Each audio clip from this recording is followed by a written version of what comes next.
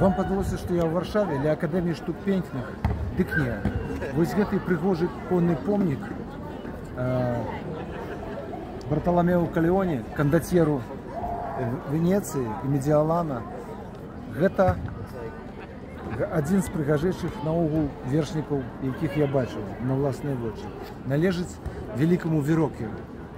Гэтая скульптура была зроблена яшчэ пры жыцці кандацьера, і ён напісаў у запавеце, што ён бы хацеў, каб яна была ўсталявана на пляцу Сан-Марко.